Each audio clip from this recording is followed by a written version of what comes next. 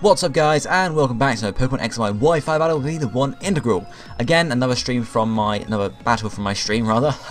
And this time we're facing off against Cal. Cal is bringing a Goodra, an Excadrill, a Togekiss, a Rotom Heat, and Mienfoo, and then a Mega Banette too. Not Mienfoo, Mienshao rather. That thing is annoying, as we know from the Egglock. I am bringing a Weavile, a Manectric, Mega Manectric there, pointing out, Crawdaunt, Infernape, Aegislash, that's my special Aegislash, and also a Tyrantrum. So I'm going to lead off with the Weavile because I figured I have priority with Ice Shard there, so I could do damage. And then I'm going to lead off with a Banette. So let's see how this match plays out, I wonder. Wait for it to come through. 24 turns on this match, which is longer than any of the matches from the stream, so it should be a good game. Should be a good game. I lead off with Shadow the Weavile, as I said.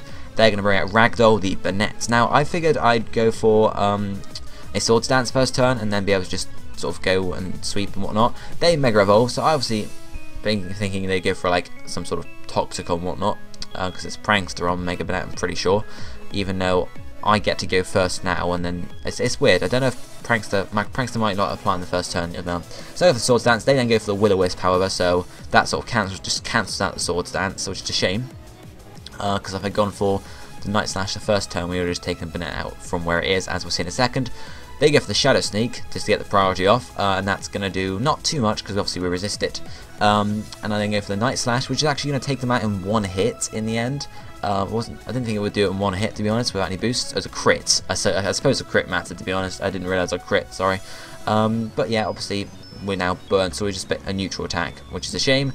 For Shadow, obviously Shadow's not all that helpful in the battle now. They send out Toasties, the Rotom Heat, so which Ice Shard is not going to do anything against, and it's most likely, well, it could be fast, I'm not sure.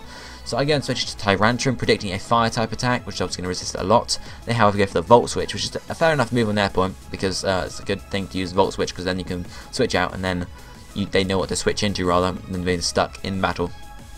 So they then send out Slappy, who is their Mienshao, and obviously I'm like, no, not this thing. So I switched Tyrantrum out of there straight away, because I'm not dealing with that thing. I'm not dealing with it. It's just not going to happen.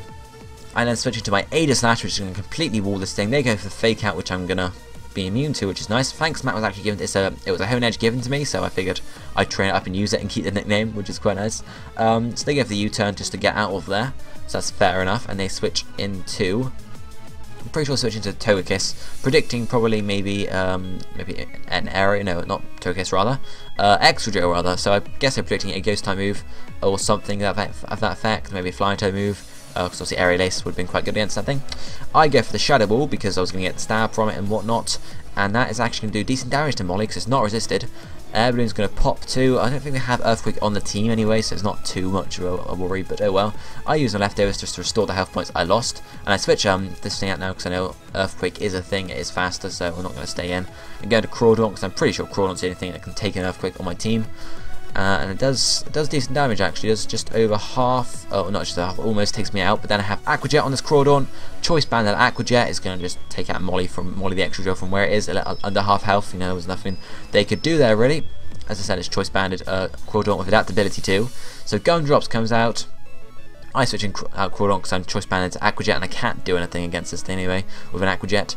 So I have Manectric out, which is gonna. I was predicting a Thunderbolt, but actually go for the Infestation. So it's obviously an Infestation trap set with Goodra here, so that's all right, I suppose. But I was hoping for the Thunderbolt, so I get the special attack bonus. But I don't get that, unfortunately. But oh well. I have Hidden Power Ice though on Manectric, which is quite nice. So I Mega Evolve here, and I decided to get the Hidden Power Ice off to see how much damage I can do against this Goodra. Obviously it's a Goodra, however, so it's not going to do a huge amount of damage until it comes off, which is not going to affect us at all because it's a special attacker. Hidden Power then goes away, and it does pretty much nothing to this thing, pretty much nothing at all.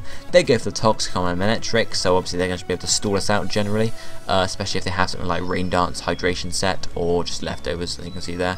Leftovers are going to restore a nice big chunk of the health points we took there. Toxic's going to work as magic, same as Infestation, and that's going to work us down. We can't even switch out here because we're trapped with Infestation.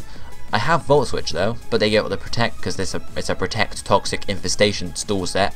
So I go for the Volt Switch here to try and get out of the battle, but obviously I can't because of the Protect there. Volt Switch is the only way you can get out of battle, or U-turn or something like that. You can't switch out of battle on Infestation.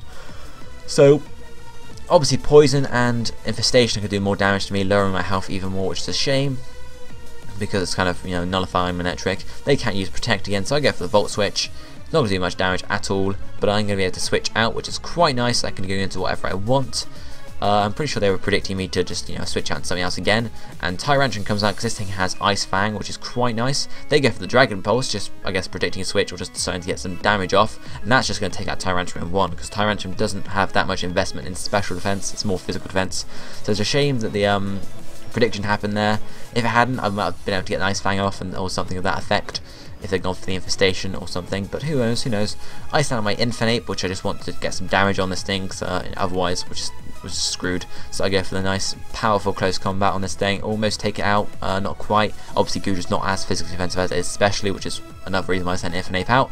My defenses are going to fall, and my speed's going to fall as well from Gooey, which is a shame, and my life orb damage as well. It's going to go for the Infestation, which is also going to do a bit more damage because of, well, it did nothing anyway, but a bit more damage because of the defense drop. They're going to get the leftovers boost. My speed has fallen, which is unfortunate, which means obviously I might be slower than things, and that I can't switch out because of Infestation again, which is a kind of problem.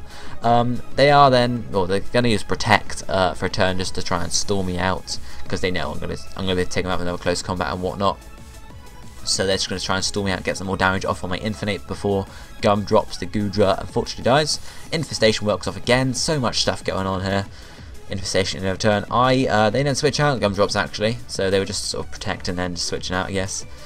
So Apollo comes out, predicting the close combat, which is going to resist it 4 times, and that's going to do absolutely nothing to this thing, especially since it's pretty bulky. Infestation is no longer there as well, which is nice. So then life or damage obviously. I then switch out my Infinite, knowing this thing's got an Air Slash, and that's just going to take me out from where I am because of the defense drops, and go into Aegis Slash, which is going to completely wall this thing. It's going to resist both Fairy type moves and Flying type moves, and generally the only thing Togekiss carries is like Thunder Wave, Roost, Air Slash, maybe Dazzling Gleam or something. It's got Wish, this one, rather than Roost, which is interesting. It's sort of less annoying than Roost because it can't do an insta health point up, I guess. Whereas with Roost you can, but I guess Wish can be passed on to other team members. I go for the Flash Cannon, and that's going to do loads of damage to Apollo. I'm assuming Apollo's not specially defensive here because of how much damage it did. If that was thing of specially defensive, it would be like, what? But Gum Drops comes out, and the Wish is then going to come true at the end of this turn. Flash Cannon, however, then goes and actually finishes off Gum Drops, so Special Aegis Slash is absolutely powerful, my lord. So obviously the Wish never came to be because they switched out and then they were taken out, and the Wish never sort of came down, I guess. I switched into Infinite, knowing they're going to go for the Overheat, or figuring they're going for the Overheat because obviously it's an Aegis Slash. So then they do damage here. Their special attack is going to drop. However, the Overheat does loads of damage to us and actually pushes down to just 5 health points, and even with a special attack drop there, we're not going to be able to survive another one. So unfortunately we just let Toasties take us out here, and now it's got -4 special attack, so it really can't do anything to our team. So I'm pretty much safe to go into whatever I want to here to do some damage to this thing. Unfortunately Infinite is then gone, which is a shame, but what can you do? I send in Crawdaunt, because obviously Aqua Jet priority sort of thing. They actually switch out Toasty straight away, because obviously Aqua Jet's going to be super effective against the fire typing, not going to be resisted by the thing. So I go for the Aqua Jet. I guess they were just sacking off Apollo here because they knew they couldn't do anything at all with Toasties, so they needed to sack off Apollo. They then send Toasties back in, going for the Volt Switch, I'm assuming, but I have Aqua Jet, Choice Band Aqua Jet, Adaptability, boom, goodbye Toasties. That's just complete. I didn't expect a 1-hit kill. I did not expect the 1-hit kill, but I got it, which is nice. And then they send out Slappy, then Mienshao. Again, obviously I'm going to go for the Aqua Jet because that's what I can do, but they have Fake Out, and that is going to unfortunately take out Crawdaunt. They should have sent out Mienshao in the first place. That was a mistake on their part. They put in the comment section. Mistake on their part, but you know, everyone makes mistakes, so what can you do? I then send my Aegis Slash back out. Obviously this thing is going to completely wall it. Stone Edge is going to get resisted as well, so it's really, yeah, we're just going to completely wall this thing. And then we're going to go for a stance change, obviously. Have King Shield on the set, so I can obviously switch back in there. But Shadow Ball comes off, and that is actually just going to take out Mienshao from where it is. Special Aegis Slash and Adaptability Crawdaunt are power, guys. They're absolute power. It's a really good game there. I had loads of fun with that game, actually. Who didn't we see? We saw Tyrantrum died, Aegis Slash survived, Infinite died, Crawdaunt died, Manectric didn't die in the end, and neither did Shadow, so it was a clean, free, is it free? Yeah, 3-0, which is not bad. Not bad, Cal. It was a really good battle. Obviously, it was a mistake on his part, not sending out me and Xiao to take out my Crawdaunt in the first place. If they'd done that, they would have still had, obviously, holding off the Aegislash next, that would have taken out a Shadow Ball, but then we would have still had, Toasties to contend with against Aegislash, and Manectric and Shadow, so I don't know, we could have still pulled through, but it was, Toasties would have completely done out Aegislash, completely done out Weavile, and then Manectric wouldn't have stood much of a chance either. But oh well, it was a good game in the end. If you haven't already, guys, leave a like down below, smash the like button, answer the question in the comment section. I'll be seeing you next time. Thank you for watching. Goodbye, my friend.